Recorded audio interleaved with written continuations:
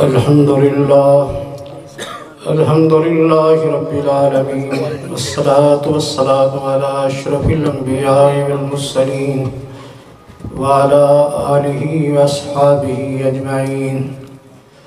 أما بعد فأعوذ بالله من الشيطان الرجيم. بسم الله الرحمن الرحيم. يرفع الله الذين آمنوا منكم والذين أوتوا العلم درجات. وقال النبي صلى الله عليه وسلم خيركم من تعلم القرآن وعلمه.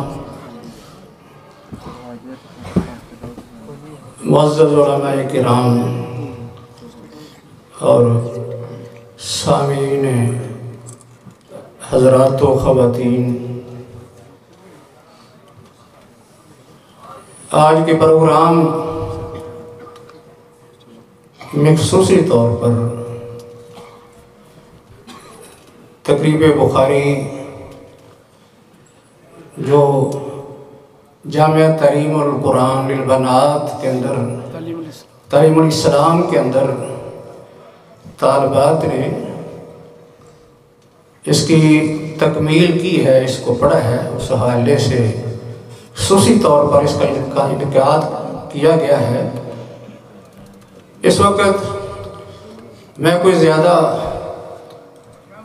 تفصیلی بات نہیں کرنا چاہتا، چند مختصر باتیں آپ کے گوش گزار کرنا چاہتا ہوں۔ اللہ رب العزت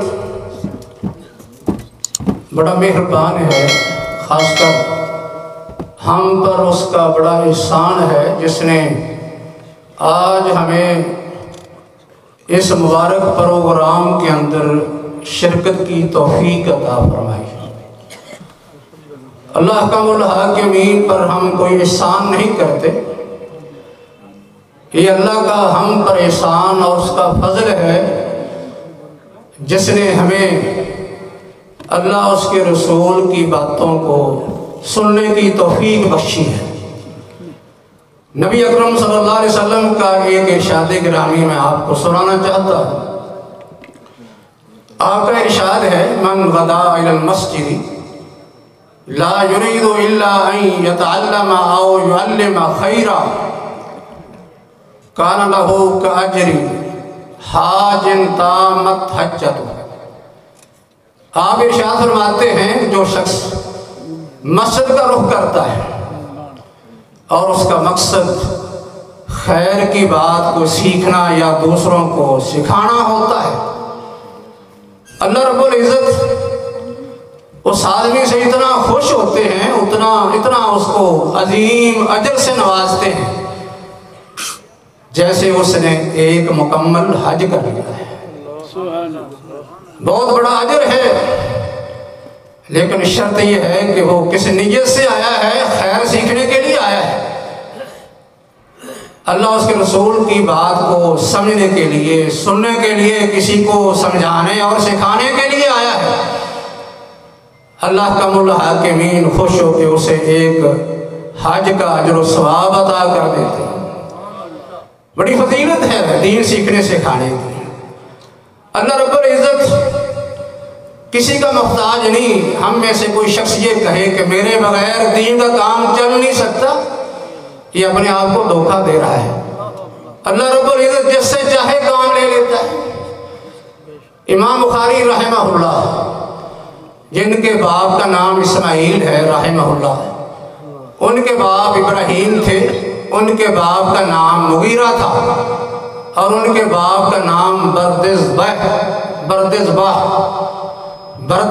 یہ مجوسی تھا، مجوسی دین پر تھا، اور مجوسیت پر ہی اس کی موت واقع ہوئی۔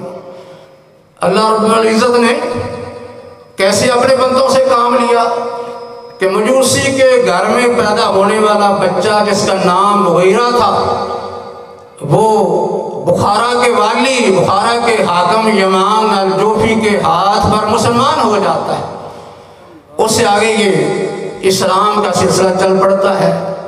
مغیرہ کا بیٹا ابراہیم ہے، ان کی زیادہ کوئی دین کے حوالے سے خدمات کا تذکرہ نہیں ملتا، لیکن ان کا بیٹا اسماعیل جو امام بخاری کے والد گرامی تھے، اتنے نیک پرہیزگار محدث تھے اور بڑے امانت دار تاجر بھی تھے، اتنا علم بھی ہے، نیکی بھی ہے، تقوی بھی ہے، پرہیزگاری بھی ہے، اور اپنے معاملات میں اتنی احتیاط ہے۔ ان کے بارے میں احمد بن حفص بیان کرتے ہیں کہ جب موت کا وقت آیا تو میں قریب تھا، فرمانے لگے کہ لا علم من مالی درہمن من حرام ولا درہمن من شبہ، میں آج اپنے پیچھے جو مال چھوڑ کے جا رہا ہوں، اس مال کے اندر ایک درم بھی حرام کا نہیں، بلکہ ایک ایسا درم بھی نہیں جس میں حرام کا شبہ بھی ہو۔ اتنا پاکیزہ مال چھوڑ کے جا رہا ہوں، کس لیے؟ اپنی اولاد کے لیے۔ خصوصی طور پر امام بخاری رحمہ اللہ، جن کا نام محمد بن اسماعیل ہے، انہوں نے خوب اس سے فائدہ اٹھایا ہے، خوب فائدہ اٹھایا۔ اللہ رب العزت نے اتنی شہرت دی، اتنا علم دیا کہ دنیا کے اندر اور کسی محدث اور عالم ایمان کو کوئی جانتا ہو یا نہ جانتا ہو، لیکن امام بخاری کو ضرور جانتا ہے۔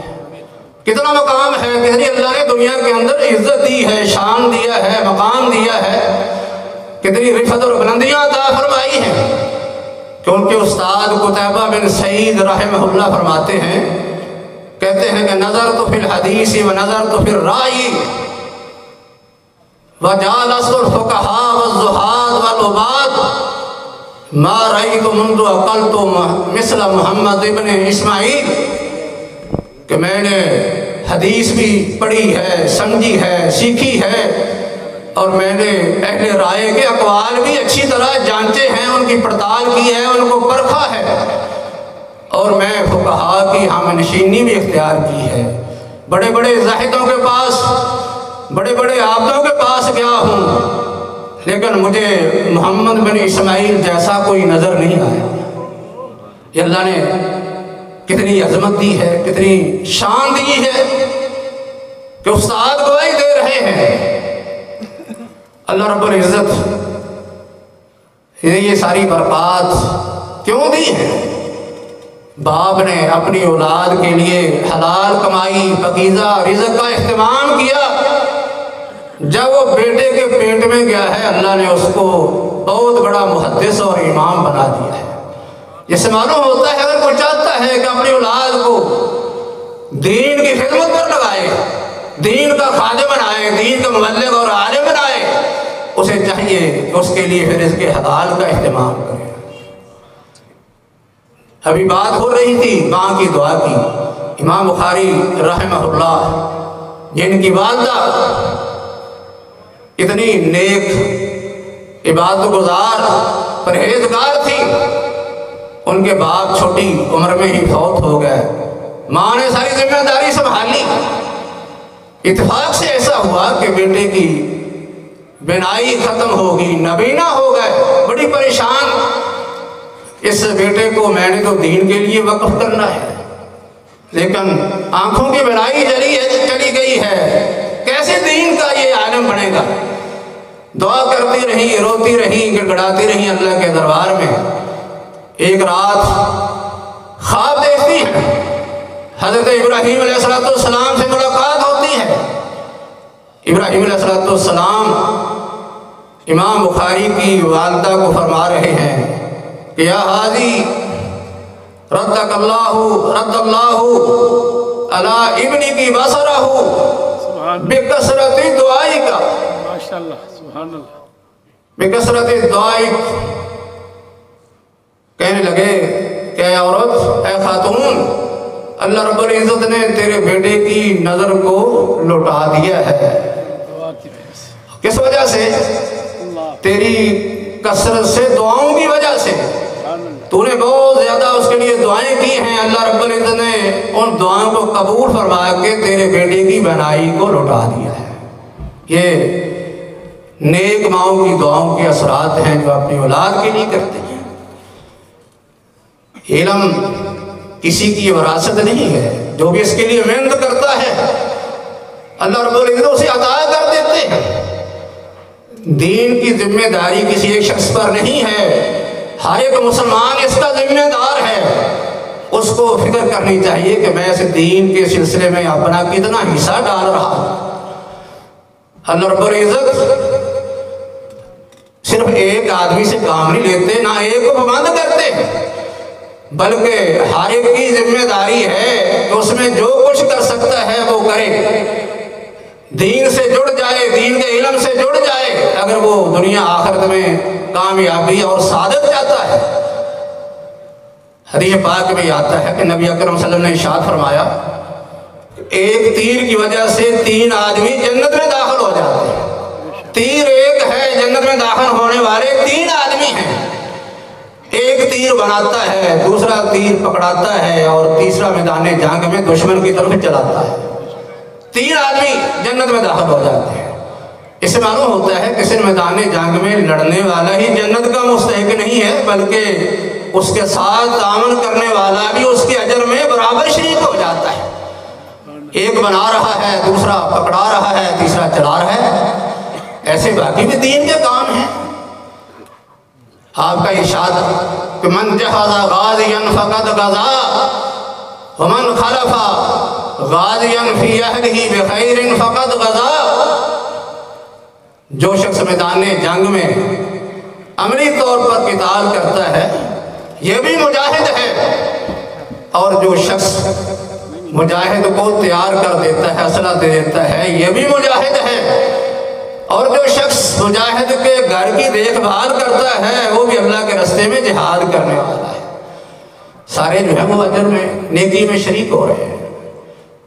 اس لیے مسلمان اللہ رب العزت اس کے ایمان کی وجہ سے، اس کی دین کے سلسلے میں خدمات کی وجہ سے اس کو عزت دیتے ہیں. دنیا کے اندر مقام ملتا ہے، عزت ملتی ہے، اور آخرت میں اللہ اس کو جنت الفردوس میں داخل فرمائیں گے، اعلیٰ درجات عطا کریں گے. امام بخاری رحمہ اللہ نے دین کی بڑی خدمت کی ہے. بہت بڑی کتاب لکھی، جلیل القدر کتاب لکھی، جس کی مثال دنیا میں نہیں ملتی. بہت سے علماء نے اس بات کا اعلان کیا. کتابیں تو حدیث کی بہت لکھی گئیں، لیکن امام بخاری کی کتاب کا جو مقام و مرتبہ ہے اس تک کوئی نہیں پہنچ سکا. یہ عزت ان کے اخلاص کی وجہ سے تھی، محنت تھی، جستجو تھی، دین خدمت کا جذبہ تھا. نبی صلی اللہ علیہ وسلم کی حدیث مبارکہ کو محفوظ کرنے کا یہ شوق تھا. شوق بھی ہے، ذوق بھی ہے، محنت بھی ہے، اور دین کی خاطر بہت سی مشقتیں برداشت کر رہے ہیں. آج مسلمان دین کا نام تو لیتا ہے، یہ خواہش تو ہوتی ہے دین کی خدمت کر جاؤں، لیکن محنت کرنے کے لیے، دین کی خاطر مشکلات برداشت کرنے کے لیے تیار نہیں ہوتا. امام بخاری اتنے بڑے امام ویسے نہیں بن گئے. شہر شہر کہیا پھرے ہیں، کبھی مکہ جا رہے ہیں، کبھی مدینہ جا رہے ہیں، کبھی شام، کبھی مصر، کبھی بغداد، کبھی کوفہ. شہر شہر جا کے نبی صلی اللہ علیہ وسلم کی احادیث اکٹھی کر رہے ہیں تاکہ صحیح حدیثوں کا مجموعہ تیار کیا جائے. کتنے خوش قسمت ہیں جن کو نبی اکرم صلی اللہ علیہ وسلم کی خواہ میں زیارت ہوتی ہے. یہ جذبہ تھا، یہ شوق تھا، اخلاص تھا، جس کی وجہ سے اللہ نے نبی اکرم صلی اللہ علیہ وسلم کی زیارت نصیب فرما دی ہے. فرماتے ہیں کہ مجھے رات نبی اکرم صلی اللہ علیہ وسلم خواب میں نظر آئے. آپ میرے پاس تشریف فرما ہیں اور میں پنکھے کے ساتھ مکھیاں اڑا رہا ہوں. صبح کے وقت میں نے کسی معبر سے تعبیر پوچھی تو معبر نے مجھے یہ بتایا کہ تو ایسی احادیث کا مجموعہ تیار کرے گا جو صحیح ہوں گی، مسند روایتیں مرفوع ہوں گی، جن میں نہ کوئی حدیث ضعیف ہوگی، نہ کوئی من گھڑت ہوگی. اس خواب کی وجہ سے میں یہ حدیثوں کا مجموعہ لکھنے کے لیے تیار ہو گیا. اللہ رب العزت ایسے لوگوں کی اتنی مدد فرماتے ہیں ماں کی دعا سے اللہ نے نظر اٹھا دی، بینائی واپس آ گئی، اور یہ بینائی عام روٹین سے زیادہ تیز ہو گئی۔ فرماتے ہیں کہ میں روضۃ من ریاض الجنہ میں بیٹھ کر اپنی کتاب تاریخ الکبیر کا مسودہ لکھتا تھا، اور میرے پاس کوئی روشنی نہیں ہوتی تھی، بلکہ چاند کی روشنی میں میں لکھا کرتا تھا۔ اللہ نے اتنی بنائی تیز کر دی ہے۔ اللہ اپنے بندوں کو اپنی رحمت سے نوازتے ہیں، ان کی دعائیں سنتے ہیں۔ حضرت ابو ہریرہ رضی اللہ تعالیٰ عنہ، جن کا حدیث کے سلسلے میں بڑا نام ہے، صحابہ میں سے بہت بڑے محدث ہیں، خیبر کے وقت مسلمان ہوتے ہیں۔ اس کے بعد 3 سال تک آپ کی رفاقت اور صحبت اختیار کرتے ہیں، ہر وقت آپ کے ساتھ ساتھ چمٹے رہتے ہیں۔ بیان کرتے ہیں کہ مجھے صرف پیٹ کی فکر ہوتی تھی کہ پیٹ میں کچھ ڈال لوں، اس کے علاوہ مجھے کوئی کام نہیں تھا۔ آج لوگ باتیں کرتے ہیں کہ ابو ہریرہ آیا تو بعد میں ہے، لیکن اتنی حدیثیں کیسے بیان کر گیا؟ بہت سے صحابہ سابقون الاولون ہیں، ان کی حدیث کم ہے، ابو ہریرہ آگے بڑھ گیا۔ کہنے لگے کہ کس لیے ایسا ہوا ہے؟ یہ اصل انسان کی طلب ہے، شوق ہے، حرص ہے۔ ایک دفعہ نبی اکرم صلی اللہ علیہ وسلم سے سوال کرتے ہیں کہ اللہ رسول، من اسعد الناس بشفاعتک یوم القیامت، قیامت والے دن آپ کی سفارش کا حقدار سب سے زیادہ کون ہوگا؟ کون اتنا سعادت مند ہے جس کو قیامت والے دن آپ کی سفارش نصیب ہو؟ نبی اکرم صلی اللہ علیہ وسلم جواب میں ارشاد فرماتے ہیں کہ ابو ہریرہ، مجھے پہلے بھی یہ خیال تھا کہ تیرے علاوہ اس مسئلہ کے بارے میں کوئی اور سوال نہیں کرے گا۔ کس لیے؟ کہ تیرے اندر جو میں نے حدیث کی حرص اور طلب اور شوق دیکھا ہے، تو میرا ظن یقین میں تبدیل ہو گیا کہ تیرے علاوہ اس کے بارے میں مجھ سے کوئی سوال نہیں کرے گا۔ اور اس کے بعد آپ نے یہ ارشاد فرمایا کہ من کان آخر کلامہ لا الہ الا اللہ دخل الجنہ، من قال لا الہ الا اللہ خالصا من قلبہ، فرمایا کہ وہ شخص جس نے لا الہ الا اللہ اپنے صدقے دل سے کہہ دیا، اسے قیامت والے دن میری سفارش نصیب ہوگی۔ یہ ان کا شوق تھا، ذوق تھا۔ اور فرماتے ہیں کہ یہ لوگ باتیں کرتے ہیں مجھے حدیثیں کیوں یاد ہیں، میں توجہ سے سنتا ہوں، دھیان سے سنتا ہوں، صرف کھانا پوری کرنے کے لیے نہیں بیٹھ جاتا ہے۔ ایک صحابی نے پوچھا کہ تجھے حدیثیں کیوں یاد ہیں؟ فرمانے لگے کہ آج نبی صلی اللہ علیہ وسلم نے عشاء کی نماز پڑھی ہے، آپ بتا سکتے ہیں کہ آپ نے کون سی سورت پڑھی تھی؟ وہ صحابی کہتے ہیں کہ مجھے تو پتہ نہیں کون سی سورت تھی۔ فرمانے لگے کہ مجھے یاد ہے، میں اچھی طرح یاد رکھتا ہوں کہ نبی اکرم صلی اللہ علیہ وسلم نے عشاء کی نماز میں کون سی سورت پڑھی ہے، اسی وجہ سے مجھے حدیثیں زیادہ یاد ہیں کہ تم دھیان نہیں دیتے، میں توجہ سے سنتا۔ اور ایک حدیث میں یہ بھی فرماتے ہیں، حضرت زید بن ثابت رضی اللہ تعالیٰ عنہ بڑے جلیل القدر صحابی ہیں، علم فرائض کے ماہر، قرآن مجید کو جمع کرنے والے، جامع القرآن ہیں۔ لیکن ان سے کوئی آدمی مسئلہ پوچھتا ہے، فرماتے ہیں کہ جاؤ ابو ہریرہ کے پاس جا کے اس کا جواب پوچھ لو، ان سے چمٹ جاؤ، اس لیے کہ ان کے پاس ایسا علم ہے، اتنا علم ہے جو ہمارے پاس نہیں ہے۔ اور اس کی وجہ بتاتے ہیں۔ فرماتے ایک دفعہ میں اور میرا ایک ساتھی ہم مسجد میں بیٹھے تھے، اللہ کا ذکر کر رہے تھے، دعائیں کر رہے تھے۔ نبی اکرم صلی اللہ علیہ وآلہ وسلم ہمارے پاس تشریف لائے تو ہم رک گئے، خاموش ہو گئے۔ آپ نے فرمایا کیوں رک گئے ہو؟ اپنی دعاؤں کو، اپنے ذکر کو جاری رکھو۔ کہتے کہ ہم دونوں ساتھی ذکر کرتے رہے، دعائیں کرتے رہے، نبی اکرم صلی اللہ علیہ وسلم اس پر آمین فرماتے رہے۔ ابو ہریرہ رضی اللہ تعالیٰ عنہ کی باری آئی، دعا کرتے وقت کہتے ہیں کہ اللہ میں تو اس سے وہ چیز مانگتا ہوں جو میرے ان 2 ساتھیوں نے مانگی ہے۔ اللہ جو چیز میرے ان 2 ساتھیوں نے تو اس سے مانگی ہے میں وہ بھی مانگتا ہوں۔ وَأَسْأَلُكَ عِلْمًا لَا يُنْسَى، اے اللہ میں تجھ سے ایسا علم مانگتا ہوں جو کبھی بھول نہ پائے، ہمیشہ یاد رہنے والا علم میں مانگتا ہوں۔ نبی اکرم صلی اللہ علیہ وسلم نے اس پر آمین فرمایا۔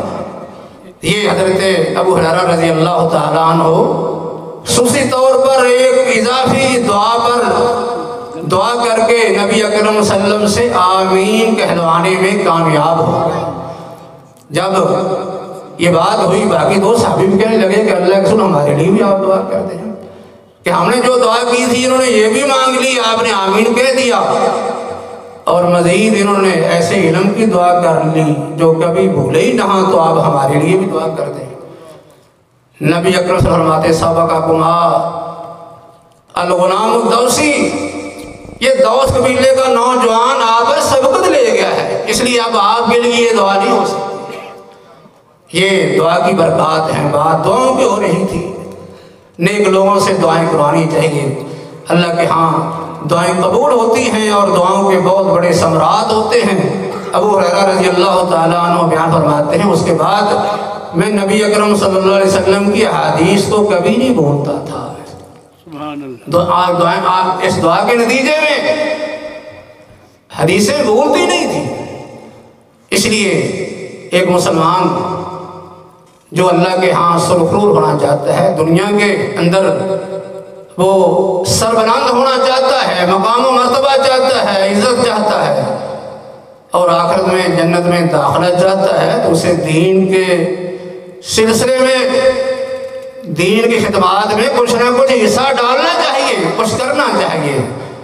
دین پڑھنے پڑھانے کا جو مقصد ہے وہ پورا کرنا چاہیے۔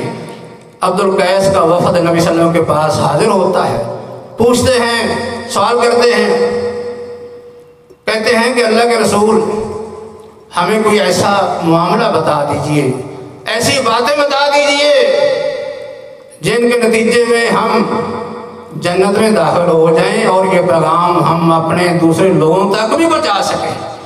اس سے معلوم ہوتا ہے کہ دین پڑھنے کا مقصد کیا ہے، خود عمل کر کے جنت میں داخل ہونا مقصد ہے، اور اس پیغام کو، دین اسلام کو دوسروں تک پہنچانا یہ مقصد ہے۔ جو آدمی ان دو مقاصد کے لیے دین کا علم حاصل کرتا ہے، اللہ رب العزت اس کو واقعی سربلند کرتے ہیں۔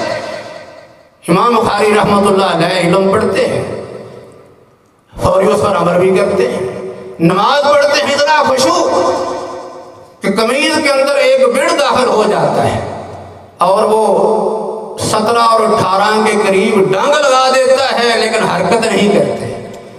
نماز سے فارغ ہوتے ہیں، پھر ساتھیوں کہتے ہیں ذرا کہ قمیض میں دیکھنا کہ کیا ہے۔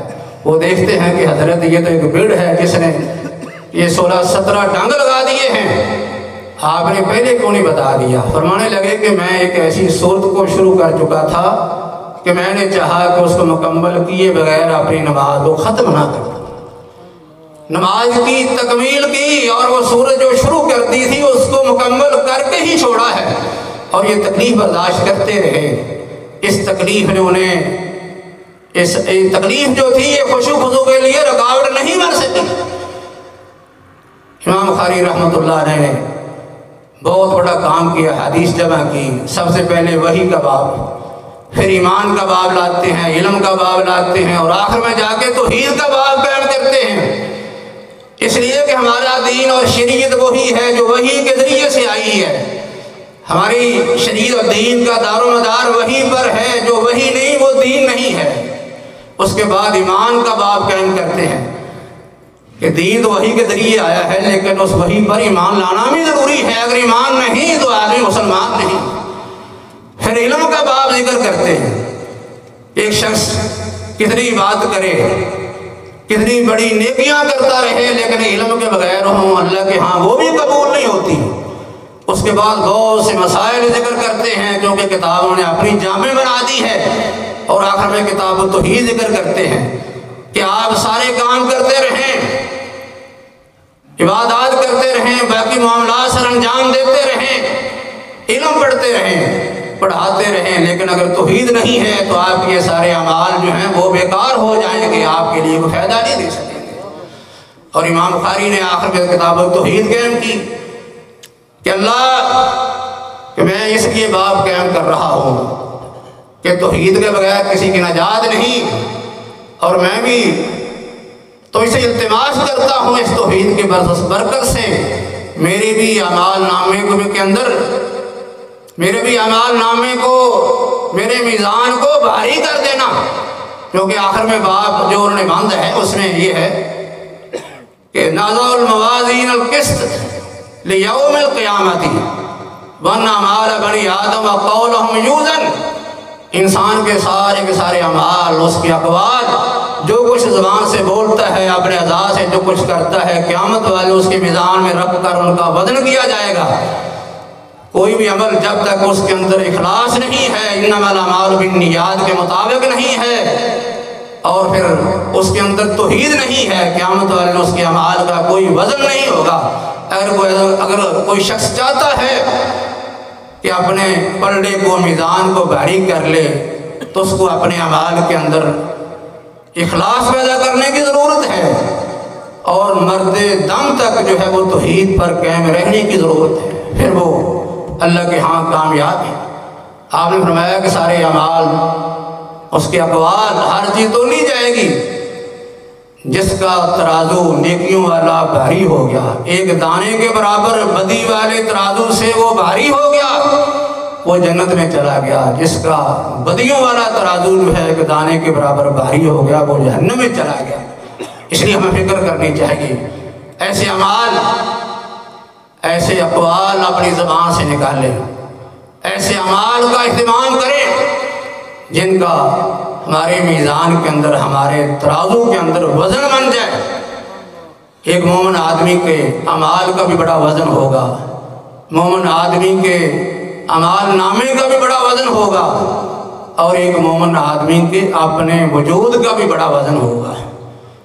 اللہ رب العزت ہمیں اپنے اعمال نامے کو بہتر بنانے کی توفیق عطا فرمائے، اچھے اعمال کرنے کی توفیق عطا فرمائے، اپنے آپ کو اللہ اس کے رسول کا مطیع اور فرما بردار بنانے کی توفیق عطا فرمائے۔ آپ نے فرمایا ایک آدمی ہوگا قیامت والے دن، اس کے 99 رجسٹر اس کے سامنے کھول دیے جائیں گے، 99 رجسٹر اس کے کھول دیے جائیں گے، لیکن ان کا کوئی وزن نہیں ہوگا۔ ایک طرف ایک بطاقہ، ایک کارڈ، ایک کاغذ اور پرچی، جس میں اس نے خلوص دل سے لا الہ پڑھا اور اس کے تقاضے پورے کرتا رہا، یہ ایک کارڈ جو ہے وہ 99 رشتوں پر بھاری ہو گیا۔ سبحان اللہ۔ ایسی آپ کا ایک ارشاد یہ بھی ہے، حضرت عبداللہ بن مسعود رضی اللہ تعالیٰ عنہ، جن کو آپ نے ایک درخت کے اوپر چڑھنے کے لیے فرمایا، کوئی چیز لانے کے لیے کہا، درخت پر چڑھنے لگے، پنڈلیاں بڑی باریک تھی، صحابہ ہنسنے لگے کہ بڑی باریک پنڈلیوں والا ہے۔ نبی صلی اللہ علیہ وسلم کا ارشاد ہے کہ ایک آدمی قیامت والے بڑا موٹا تازہ آئے گا، بڑے صاحب جثہ ہوگا، لیکن اللہ کے ہاں اس کا وزن ایک مچھر کے پار کے برابر بھی ہوگا۔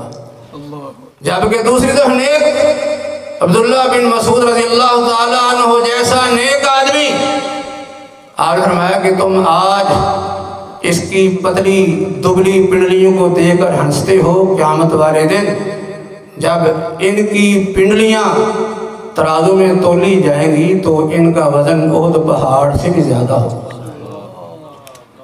اس لیے ایک مسلمان مومن اللہ رب العزت اور اس کے رسول صلی اللہ علیہ وسلم کی اطاعت فرمانبرداری کرنے والا، دین کے ساتھ جڑنے والا، دین کی خدمت کرنے والا، دین کے کاموں میں حصہ لینے والا، دین کو آگے پہنچانے والا، پھیلانے والا، اللہ کے ہاں اس کی بڑوں کی قدر و قیمت ہے، بڑی فضیلت ہے۔ ایک حدیث آخر میں ذکر کر کے بات ختم کرتا ہوں۔ حضرت سعد رضی اللہ تعالیٰ عنہ بڑے جلیل القدر صحابی ہیں، عشرہ مبشرہ میں سے ہیں، بڑے تیر انداز تھے، بڑے مالدار تھے، خصوصی طور پر جنگ احد میں ان کا بڑا کردار ہے۔ نبی اکرم صلی اللہ علیہ وسلم نے ان کی تیر اندازی کی بڑی تعریف فرمائی ہے۔ ان کے ذہن میں یہ بات آ گئی کہ میں تو بڑا جنگ کا ماہر ہوں، تیر انداز ہوں، بڑا مالدار ہوں، بڑا مال خرچ کرنے والا ہوں، اس لیے دوسرے صحابہ پر میری بڑی فضیلت ہے، بڑی فضیلت ہے۔ انسان کام کرتا ہے، بعض دفعہ غرور میں آ جاتا ہے، تکبر میں آ جاتا ہے کہ جو میں کام کر رہا ہوں وہ کوئی اور کر نہیں سکتا یا کوئی کر نہیں رہا، اگر میں نہ ہوتا تو شاید یہ کام نہ ہو سکتا۔ لیکن اللہ رب العزت کہ ہاں ہر ایک مسلمان کی بڑی قدر و قیمت ہے، خواہ وہ چھوٹا ہو۔ اللہ چھوٹے بڑے کو نہیں دیکھتا، اللہ خلوص کو دیکھتا ہے، خدمات کو دیکھتا ہے، نیتوں کو دیکھتا ہے۔ اس لیے آپ نے فرمایا کہ حل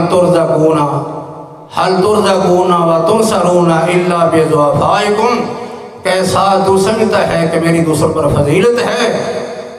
یہ بات سن لے، یہ جو تمہارے اندر کمزور لوگ ہیں، غریب ہیں، یہ مولی لوگ نہیں ہیں، اگر تمہیں اللہ کے ہاں رزق ملتا ہے، اللہ تمہیں رزق عطا کرتا ہے، یا میدان جنگ میں تمہیں فتح ہوتی ہے تو ان غریب لوگوں کی دعاؤں کی وجہ سے ہوتی ہے، ان کے اخلاص کی وجہ سے، ان کی عبادت کی وجہ سے، ان کی دعاؤں کی برکات کی وجہ سے اللہ تمہیں رزق بھی دیتا ہے، تمہاری مدد بھی فرماتا ہے۔